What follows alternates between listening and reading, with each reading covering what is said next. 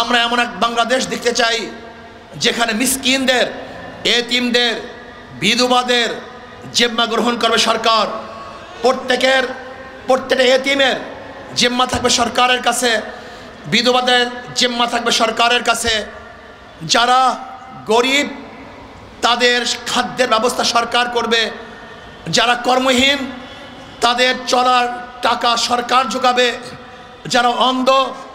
তাদেরকে সরকার দেখাশোনা করবে, যারা বোবা সরকার তাদেরকে পরিচালনা করবে, যারা বিকলাঙ্গ সরকার তাদের দাঁড়ে দাঁড়ে খাদ্য পৌঁছিয়ে দেবে।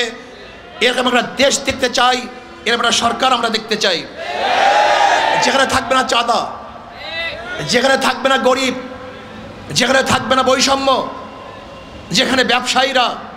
বিনা চাঁদায় ব্যবসা করবে, যেখানে ড্রাইভাররা পুলিশকে ঘুষ ব্যতীত রাস্তার মধ্যে গাড়ি চালাবে, যেখানে হাজারো মানুষ বুক উঁচা করে হাঁটবে কিন্তু তাদের উপর আক্রমণ করা হবে না, জুলুম করা হবে না। জনাবে মুহাম্মদ রাসূলুল্লাহ সাল্লাল্লাহু আলাইহি ওয়াসাল্লাম যেরকম ঘোষণা দিয়েছিলেন, অচিরেই আমি এমন একটা রাষ্ট্র দেশ উপহার দেব, মদিনার থেকে হাজরামাউত পর্যন্ত একটা যুবতী মেয়ে একা একা হাঁটবে কিন্তু ইফতিজিংয়ের শিকার হবে না, ধর্ষিত হবে না, লুণ্ঠিত হবে না। গোটা এরিয়াটা নিরাপদ হয়ে যাবে, সমস্ত জায়গায় মানুষ বসবাস করবে, যেখানে ডাকাত থাকবে না, চোর থাকবে না, লুটেরা থাকবে না, দুর্নীতিবাজ থাকবে না, দেশ থেকে অন্য দেশে টাকা পাচারকারী থাকবে না,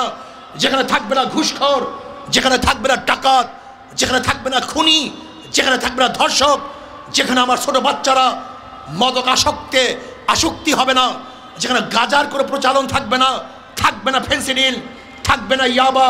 আমার প্রত্যেকটা সন্তান তারা মানবতা শিক্ষায় শিক্ষিত হবে, যারা ভদ্র হবে, আদর্শবান হবে, চরিত্রবান হবে, যাদের মাধ্যমে গোটা দুনিয়ার মধ্যে আমরা নেতৃত্ব দেব, আমরা নেতৃত্ব করব, বুক উঁচা করে দাঁড়াবো।